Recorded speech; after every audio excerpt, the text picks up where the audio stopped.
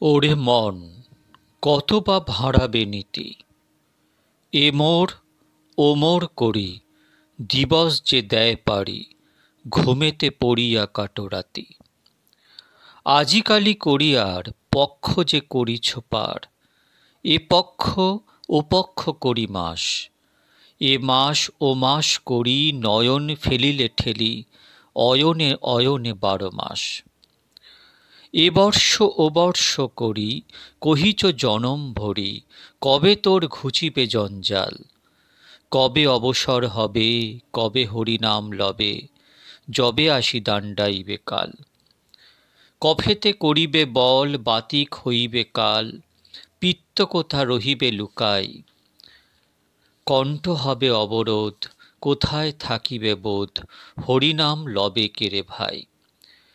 এখন অভ্যাস করো, হরি হরি সদা স্ফুরো, জিহ্বাকে করিয়া লহ বশ, আপনি নাচিবে তুণ্ড, ঘুচিবে যমের দণ্ড, নহে কেন শরীর অবশ। প্রেমানন্দ কহে এই, মরিলে না মরে সেই, কৃষ্ণ কৃষ্ণ সদা যার মুখে, কোথা তার কর্মবন্ধ, প্রেমে মত্ত সদানন্দ, গতায়াত মাত্র নিজ সুখে। ভক্তগণ, আজ আস্বাদন করব আমাদের পরম পূজ্য বড় বাবাজি মহারাজ শ্রী শ্রী 108 রাধারমণ চরণ দাস দেব, আমাদের সকলের বড় বাবাজি দাদামশাই বড়ে বাবার দিব্যাতি দিব্য জীবনী গ্রন্থ চরিত সুধা থেকে সংগৃহীত কলিকাতা গমন ও কেদারনাথ বাবুর বাগানে অবস্থিতি, যা পূর্বের দিন আমি শুরু করেছিলাম। আজকে এই লীলাকে এগিয়ে নিয়ে যাব। খুব সাবধানে মন দিয়ে শ্রবণ করুন। একদিন শ্রীযুক্ত দীনবন্ধু কাব্যতীর্থ মহাশয় বাবাজি মহাশয়ের সহিত সাক্ষাৎ করতে এসেছেন। তার হাতে সোনার আংটি, সোনার তারে, নানা জাতীয় সোনার মাদুলি এবং ঘড়ি, চেন প্রভৃতি সঙ্গে রয়েছে। যেমন বাবাজি মহাশয়ের সম্মুখে উপস্থিত হলেন, অমনি আদেশ হল, কেবলমাত্র পরিদেহ বস্ত্রখানি ছাড়া আর যাবতীয় বস্তু রাধা কুণ্ডে নিক্ষেপ করো। কাব্যতীর্থ মহাশয় প্রথমে কিংকর্তব্য বিমূঢ়ভাবে একটু দাঁড়িয়ে পড়ে।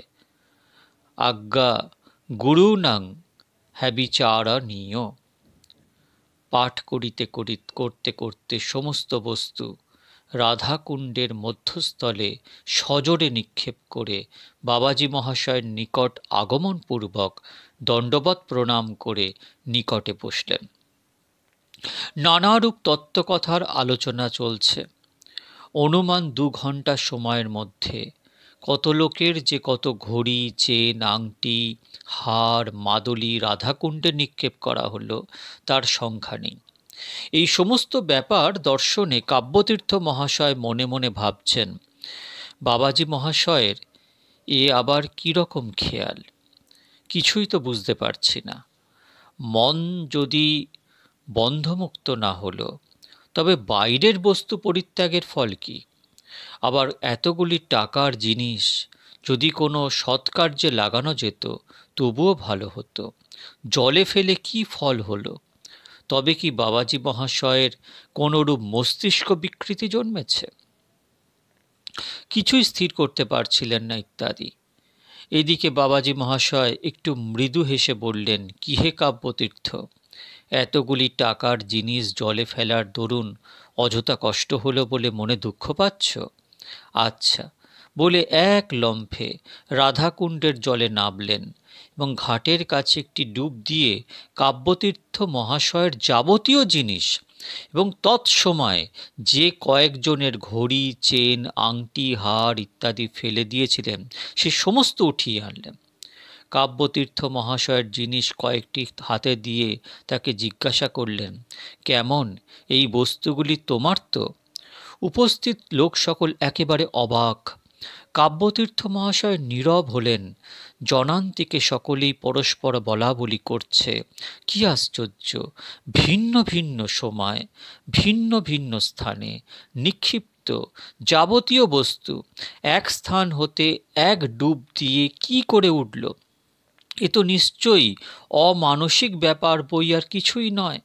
কিছুক্ষণ পরে কাব্যতীর্থ মহাশয় সহস্র গদগদ কণ্ঠে বললেন, আজ্ঞে, আমি যে আমার ওই কয়েকটি দ্রব্যের জন্য এরূপ মনে করেছি তা নয়, তবে আপনার মহিমা বুঝতে না পেরে মনে নানারূপ কল্পনার উদয় হয়েছিল, এজন্য ক্ষমা প্রার্থনা করছি। আপনি ওই সমস্ত দ্রব্য যা ইচ্ছা করুন, আমার কোনো আপত্তি নেই। বাবাজি মহাশয় সে কথা না শুনে দ্রব্যগুলি তাকে দিয়ে বললেন, আচ্ছা, সম্প্রতি এ সমস্ত তোমার নিকটেই থাক, যখন আমার প্রয়োজন হবে তখন আবার চেয়ে নেব। কাব্যতীর্থ মহাশয় আর কোনো উত্তর করতে না পেরে অগত্যা সমস্ত বস্তু গ্রহণ করলেন। একদিন বাবাজি মহাশয় বসে আছেন, অন্যান্য কয়েকজন বাইরের ভক্ত ভদ্রলোক বসে নানারূপ প্রশ্ন করছেন। ইনিও হাসি মুখে সকলের প্রশ্নের উত্তর প্রদান করছেন। এই সময় হঠাৎ একটি স্ত্রীলোক বড়ই ব্যাকুলভাবে কাঁদতে কাঁদতে এর নিকটে এসে উপস্থিত হল। সকলেই শশব ব্যস্ত। বাবাজি মহাশয় জিজ্ঞাসা করলেন, কি মা, তোমার কি হয়েছে? স্ত্রীলোক বললেন, বাবা, আমার একটি মাত্র পুত্র, আর ত্রিজগতে কেউ নেই।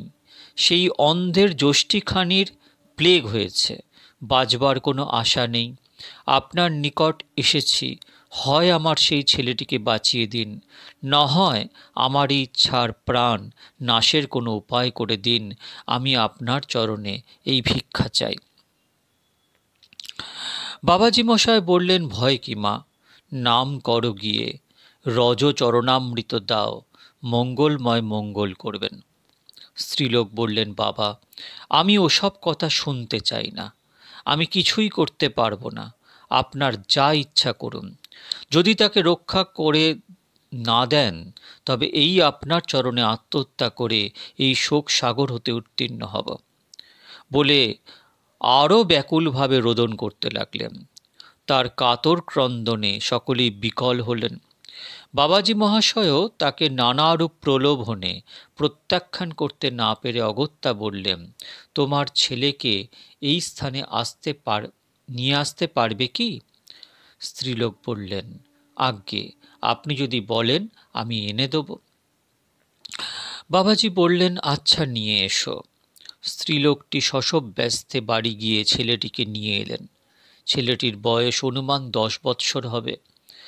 আনবা মাত্র ইনি স্ত্রীলোকটিকে বললেন, যা ওই রাধাকুণ্ডের জলে ওকে ছেড়ে দে। দৃঢ় ভক্তিমতী স্ত্রীলোকটি ওর আদেশ অনুযায়ী ঘাটে গিয়ে জলের মধ্যে ছেলেটিকে ছেড়ে দিল। করুণাময়ের কৃপায় 3-4 মিনিটের মধ্যে বালকটি নিজ শক্তিতে তীরে উঠে ওর মা হারানিধি পেয়ে তীরে উঠলে তার মা হারানিধি পেয়ে বালকের হাতে ধরে বাবাজি মহাশয়ের চরণে সমর্পণ করলেন। বাবাজি মহাশয়ও বালককে আলিঙ্গন দানে কৃতার্থ করে তার মাকে বললেন, মা, মা, তুই ওই রাধাকুণ্ডে ডুব দিয়ে নিতাইয়ের কৃপাদত্ত বালক নিয়ে বাড়ি যা, আর কোনো ভয় নেই। স্ত্রীলোকটি ভক্তি বিগলিত হৃদয়ে বাবাজি মহাশয়ের চরণে দণ্ডবৎ প্রণাম পূর্বক যথা নির্দিষ্ট কার্য সম্পন্ন করলেন। উপস্থিত ভক্তবৃন্দ এই অলৌকিক ব্যাপার দর্শন করে একেবারে বিমুগ্ধ ভাবে বাবাজি মহাশয় চরণ ধারণ পূর্বক সহস্র গদগদ কণ্ঠে বললেন, বাবা, আপনি কৃপা করে আমাদেরকে মায়া মোহ দূর করে চিরজীবনের মতো আপনার শ্রীচরণ তলে কিঙ্কর করে নিন, আর আমার দিগকে বঞ্চিত করবেন না। কি করলে প্রাণে দৃঢ়তা জন্মে, আমাদেরকে সেই উপদেশ প্রদান করুন। আমরা সাক্ষাৎ দেখলাম, একমাত্র দৃঢ়তার বলে একটি অশিক্ষিতা স্ত্রীলোক তার মৃত পুত্রকে বাঁচিয়ে নিল।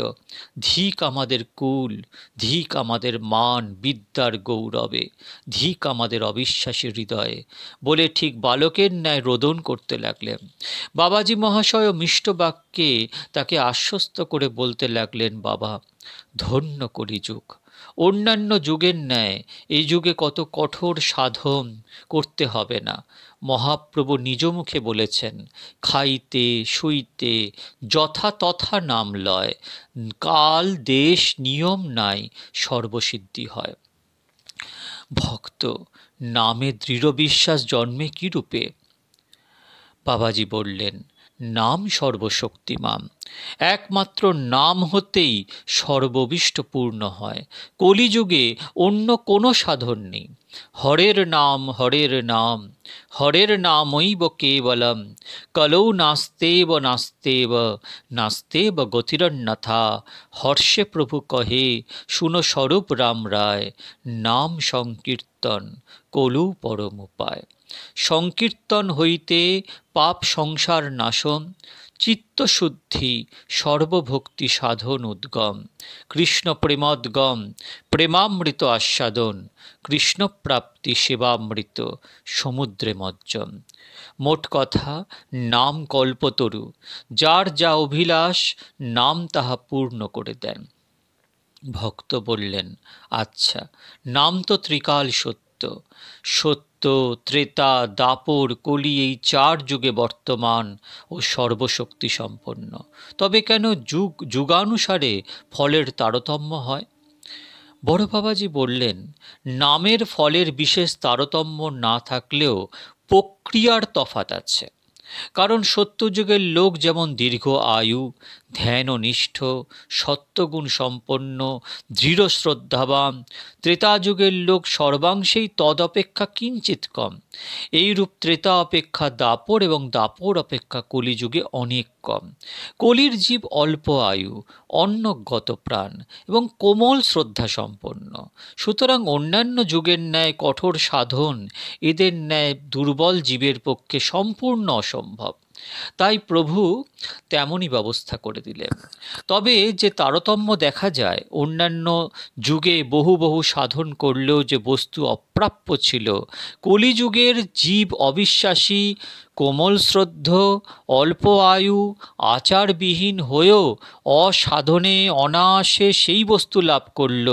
এইটি কিন্তু কলিজীবের প্রতি প্রভুর কৃপা। যেমন অসমর্থ ও অজ্ঞান সন্তানের প্রতি পিতামাতার কৃপার আধিক্য থাকে, তেমনি আমাদের প্রতি প্রভুর কৃপা। এইটিকে যদি কেউ সাধনগত বলেন, সেইটি ভুল, এইটি কৃপাগত। তাই শ্রীরূপ গোস্বামী বলেছেন, অনর্পিত চরিং চিরাত করুণায়াবতীর্ণ কলৌ, সমর্পয়েতু মুন্নত উজ্জ্বল রসাংশ ভক্তিশ্রিয়ম, হরিপুরট সুন্দর দুতি কদম্ব সন্দীপ্ত, সদা হৃদয় কন্দরে স্ফুরতব্যা শচীনন্দন। ইত্যাদি নানারূপ তত্ত্বকথা আলোচনার পর ভক্তগণ স্বস্থানে প্রস্থান করলেন। বাবাজি মহাশয়ও নিজ নিত্যকৃত্য করতে লাগলেন। সর্বদাই লোকে লোকারণ্য, কারোর চক্ষুরোগ, কারোর হাঁপানি, কারোর অম্লশূল ইত্যাদি নানারূপ ব্যাধিগ্রস্ত লোক সকল আসছে। চিকিৎসকের কিন্তু ওই একই ঔষধ। কোন রোগী কাতর প্রাণে বললে, আজ্ঞে আমার হাঁপানির ওষুধ, এই দেখুন কত যে মাদলি পড়েছি ঠিক নেই। বাবাজি মশাই অমনি বললেন, আচ্ছা, এতদিন তো অনেক মাদলি পড়ে দেখলে, এইবার সব শুদ্ধ ওই রাধাকুণ্ডের জলে ফেলে দিয়ে ডুব দিয়ে বাড়ি যাও, সমস্ত ভালো হয়ে যাবে। যিনি কথায় বিশ্বাস করে ডুব দিলেন, তার রোগ ভালো হয়ে গেল। যিনি কথা বিশ্বাস করতে পারলেন না, তিনি বঞ্চিত হলেন। একদিন বেলা অনুমান 9টি, এই সময় 2টি স্ত্রীলোক আন্দাজ 12 বৎসরের একটি ছেলেকে ধরাধরি করে আরোপিত রাধাকুণ্ডের তীর পর্যন্ত আনল। ছেলেটি আর চলতে পারছে না, একেবারে অবসন্ন হয়ে পড়েছে। অজ্ঞাতসারে জলের ন্যায় কতকটা দাস্ত হয়ে গেল। ছেলেটির কথা বলবার সাধ্য নেই। শরীর বরফের মতো ঠান্ডা, হাত পায়ে খিল ধরেছে। অজস্র ঘর্ম হচ্ছে দেখে অপেক্ষাকৃত পরিণত বয়স্কা স্ত্রীলোকটি ব্যাকুলভাবে উচ্চৈঃস্বরে রোদন করতে করতে বাবাজি মহাশয়ের চরণ ধারণপূর্বক বলতে লাগলেন, বাবা, আমার একটি মাত্র পুত্র, গত রাত হতে তার অনবরত দাস্ত বমি হচ্ছে। আমার ভগিনীকে সঙ্গে নিয়ে তাকে ধরাধরি করে আপনার নিকট আনছিলাম, কিন্তু ওই পুত্র পুষ্করিণীর পার হওয়া পর্যন্ত এসে একেবারে অজ্ঞান হয়ে পড়ল। সঙ্গে সঙ্গে জলের মতো দাস্ত হতে লাগলো। জানি না বাবা, দুঃখিনীর অঞ্চলের ধন এতক্ষণ প্রাণে বাঁচে কিনা। আপনি একবার কৃপা করে তার মস্তকে চরণ ধুলি দিন, সে বেঁচে উঠুক। বলতে বলতে উচ্চৈঃস্বরে চিৎকার করে কাঁদতে লাগলেন। পর দুঃখে কাতর করুণ হৃদয়ে বাবাজি মহাশয়ের হৃদয়ে দ্রবিল। ধীরে ধীরে বললেন, মা, আমি কি করব? ডাক্তার কবিরাজ দেখাও, না হয়তো বিশ্বাসপূর্বক রজচরণামৃত দাও, পরমায়ু থাকে ভালো হবে। স্ত্রীলোকটি এর চরণ ধারণ পূর্বক বলতে লাগলেন, বাবা, আমি রজও জানি না, চরণামৃতও জানি না। যা করতে হয় আপনি করুন। আমি অনাথ, আমার একমাত্র সম্বল ওই ছেলেটি আপনার চরণে সমর্পণ করলাম। আপনি আমায় রাখতে হয় রাখুন, মারতে হয় মারুন।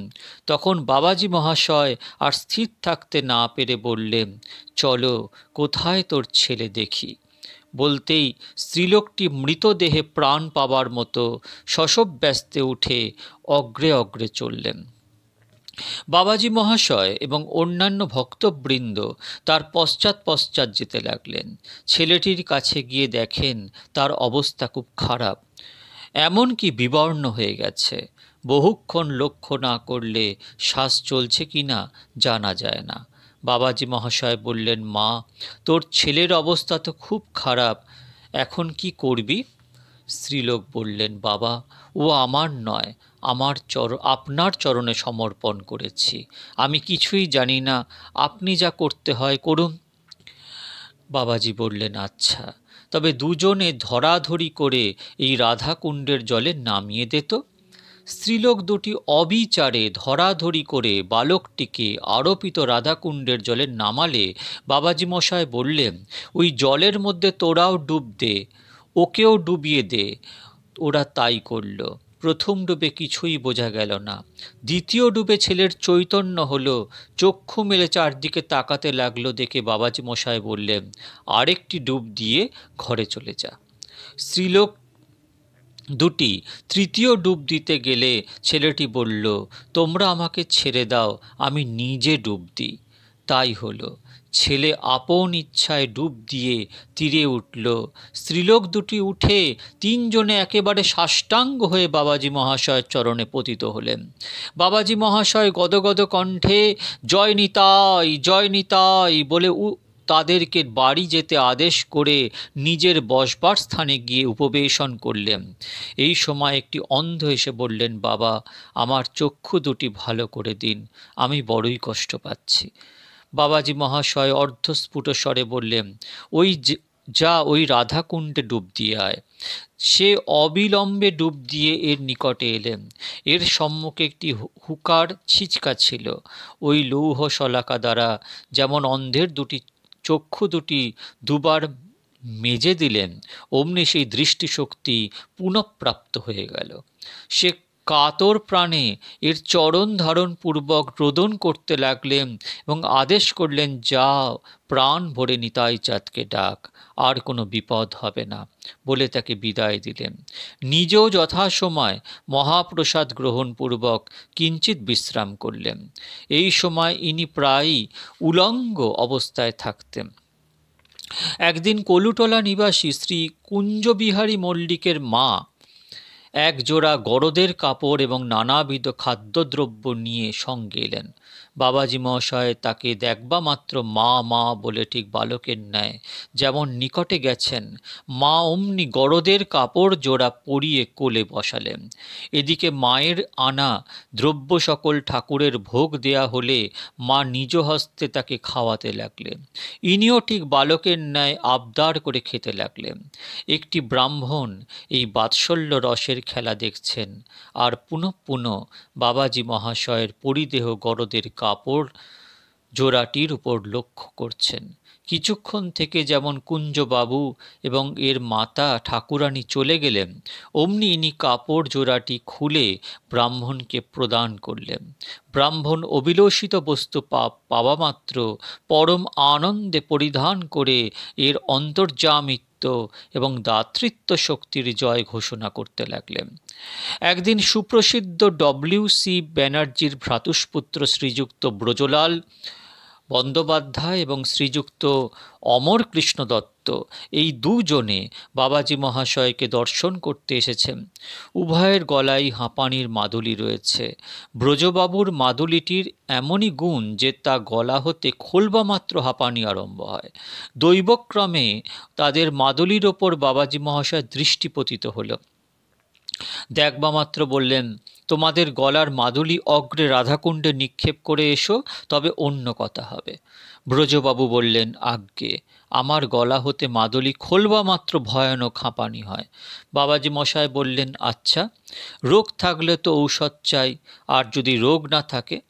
তখন অমর কৃষ্ণবাবু বললেন, আজ্ঞে, রোগ না থাকলে আর ঔষধের প্রয়োজন কি?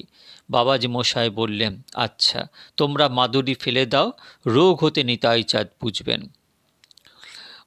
বলতেই তাঁরা দুজনেই নিজ নিজ গলার মাদুলি খুলে রাধাকুণ্ডের জলে নিক্ষেপ করে দিলেন। প্রথমে ব্রজবাবুর একটু ভাবনা হয়েছিল যে কি জানি কি হয়। 2-3 ঘন্টা সময় বাবাজি মহাশয়ের সঙ্গে নানারূপ তত্ত্বকথা চলতে লাগলো।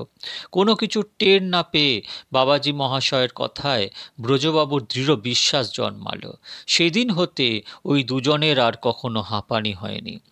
একদিন হাওড়া কাসুন্দে গ্রাম নিবাসী শ্রীযুক্ত অনুকূলচন্দ্র দাস নামক জনৈক ভক্ত বাবাজি মহাশয়ের দর্শনে এলেন। তার সঙ্গে জামা কাপড় ইত্যাদি যা কিছু ছিল সমস্ত কামাখ্যা দাস বাবাজি মহাশয়ের বাড়িতে রেখে এসেছিলেন। ভক্তটি খুব আফিম খেতেন। আফিমের কৌটোটিও বিশেষ যত্ন সহকারে জামার পকেটে রেখেছিলেন। ভক্তটি একদিন ভাত না খেয়ে থাকতে পারেন, কিন্তু নিয়মিতভাবে আফিম না খেলে কিছুতেই থাকতে পারেন না। খালি গায়ে বাবাজি মহাশয়ের নিকট গমনপূর্বক দণ্ডবৎ প্রণাম করে যেমন নিকটে বসলেন, অমনি বাবাজি মশাই বললেন, অনুকূল, তোমার নিকট আফিম ছিল, কি করলে? অনুকূল একটু অপ্রতিভের ন্যায় বললেন, আজ্ঞে, কামাখ্যা দাদার বাড়িতে রেখে এসেছি। বাবাজি মহাশয় অমনি একজনকে আদেশ করলেন, দেখো, কামাখ্যা দাসের বাড়িতে অনুকূলের জামার পকেটে একটি আফিমের কৌটো আছে, শীঘ্র নিয়ে এসো। অনুকূল বললেন, আজ্ঞে, আমি যাই? বাবাজি বললেন, না বাবা, তুমি থাকো। আদিষ্ট ব্যক্তি অতি অল্প সময়ের মধ্যেই আফিমের কৌটো এনে বাবাজি মহাশয়ের কৌটোটি খুলে অনুকূলকে জিজ্ঞাসা করলেন, এতে কত আফিম আছে? অনুকূল বললেন, আজ্ঞে, গতকল্য 1 ভরি কেনা হয়েছিল, 4 আনা খরচ হয়েছে, আর 12 আনা আছে। আমার এমনই কুঅভ্যাস হয়েছে, তা না খেলে উঠতেই পারি না। এমনকি ভাত জল না হলেও চলবে, কিন্তু আফিম না হলে চলবে না। বাবাজি মহাশয় তার কথাগুলি শুনছেন আর আফিমের ডেলাটি গোল করছেন। অনুকূল বাবুর কথা শেষ না হতেই জয় নিত্যানন্দ রাম বলে 12 আনা ওজন আফিমের ডেলাটি মুখে ফেলে দিলেন এবং অনুকূল বাবুকে বললেন, যাও, আর তোমায় আফিম খেতে হবে না। কি আশ্চর্য! সেই মুহূর্ত হতে অনুকূল বাবুর অন্তকাল পর্যন্ত স্থায়ী দুশ্ছেদ্য আফিমের নেশা ছেড়ে গেল। তিনি বলেন যে গুরুদেবের কৃপায় সেই দিন হতে ভ্রমেও আমার আফিমের কথা মনে হয় না। এমনকি কখনো যে আমি আফিম খেতাম তার ধারণায় আসে না এবং শরীরের কোনো গ্লানি উপস্থিত হয় না। একদিন প্রাতঃকালে এর কি ঝোঁক হলো। কিছু খাঁটি গব্যঘৃত আনিয়ে 108 বার ধৌত করতে লাগলেন। একজন জিজ্ঞাসা করলেন, আজ্ঞে, এই ঘৃত কি হবে? বাবাজি মহাশয় একটু মৃদু হেসে বললেন, একটি বিশেষ প্রয়োজন আছে, পরে দেখতে পাবে। 4-5 দিন যায়। একদিন কলুটোলার কুঞ্জবাবু এলেন। তার মাথা এবং মুখময় ভয়ানক ঘা হয়েছে। ঘাগুলি বিষাক্ত ঘা। ডাক্তারি, কবিরাজি এবং গাছগাছরা প্রভৃতি অনেক রকম ঔষধ ব্যবহার করেছেন, কিন্তু কিছুতেই কোনো ফল হয় না। যন্ত্রণাও যথেষ্ট হচ্ছে। জানি না আজ তিনি কি ভেবে বাবাজি মহাশয়ের নিকটে আসলেন। আসবা মাত্র বাবাজি মহাশয় বললেন, আজ কয়েকদিন হতে নিতাই চাঁদ এই ঘায়ের ঔষধ প্রস্তুত করিয়ে রেখেছেন, আপনি না আসার দরুন দেওয়া হয়নি। কুঞ্জবাবু বললেন, আমি তো অনেক চেষ্টা করলাম, কিছুই ফল হলো না, এখন আপনার দয়া। বাবাজি মহাশয় সেই শতধৌত ঘৃত এনে ফণি দ্বারা কতক্ষণে ক্ষতস্থানে বেশ করে মাখিয়ে দিলেন এবং সাধারণের বিশ্বাসের জন্য হোক অথবা প্রতিষ্ঠার হাত হতে বাজবার জন্যই হোক, বাগান হতে যা তা একটা গাছের পাতা হাতে কচলিয়ে তার রস ক্ষতস্থানে দেওয়া মাত্র যন্ত্রণার নিবৃত্ত হয়ে গেল এবং 3 দিনে সম্পূর্ণরূপে ঘা শুকিয়ে গেল। কেদারবাবুর বাগানের অবস্থানকালে এরূপ কত কত যে অসাধ্য ব্যাধি এর কৃপা কটাক্ষে ভালো হয়েছে তার সংখ্যা নেই। ভক্তগণ, আমাদের বড় বাবাজি মহারাজের কলকাতায় আগমন এবং কেদারবাবুর বাগানে অবস্থিতিতে যে দিব্য লীলা উনি খেলেছিলেন তা আস্বাদন আজকে করলাম। এর পরের দিন এই লীলাকে আরও এগিয়ে নিয়ে যাব। আপনারা ভালো থাকবেন। বারবার আমার বড় বাবাজি মহারাজের দিব্য জীবনী বারবার শ্রবণ করবেন। শ্রী শ্রী নিত্যানন্দ রাম, শ্রী শ্রী গৌর গুণধাম। জয় জয় বড়ে বাবা।